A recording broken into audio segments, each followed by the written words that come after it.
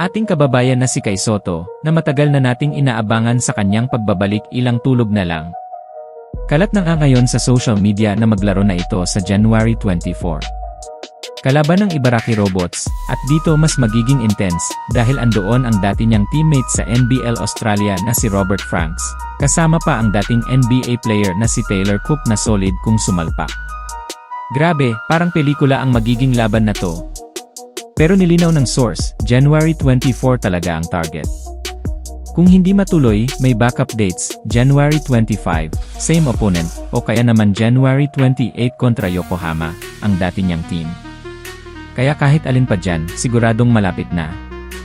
And just imagining, kay stepping back on the court, chills. Sa tagal nating naghintay, bawat update parang championship vibes na. Ang daming tanong, ang daming expectations. Makakabalik ba siya in full strength? Kamusta ang kondisyon? Kaya ba agad makipagsabayan sa physicality ng liga? Pero isang bagay ang sure, kapag nakabalik si Kai, hindi lang ito simpleng laro, simbolo ito ng patience, dedication, at never give up spirit ng isang Pinoy athlete. Kai has always been more than just height. His vision, his future, his hope. Kahit saan mapunta ang career niya, dala niya ang bandera nating mga Pinoy. At ngayon, habang papalapit ng papalapit ang araw, ramdam natin ang excitement, kaba, at pride na sabay-sabay pumipintig. Imagine the first possession. Kai sets the screen, rolls to the basket, receives the pass, boom. Instant momentum. Crowd erupts. Commentators go wild. Social media. Siguradong sasabog. At kung sakaling madelay man ng isang araw o dalawang araw, walang problema, ang mahalaga, paparating na talaga.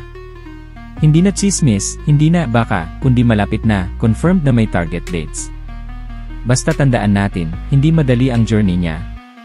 Injuries, adjustments, pressure, criticisms, lahat dinaanan. Pero he kept working. He kept believing. Kaya naman, seeing him back on court will feel like victory para sa atin. Kaya mga kababayan, hold on lang. Support lang. Walang haters, walang doubt, puro dasal at tiwala. Dahil soon makikita na naman natin sa loob ng court ang ating pambato. Kai Sotto, one of the best centers in Asia. And when that moment finally comes, siguradong sulit ang paghihintay.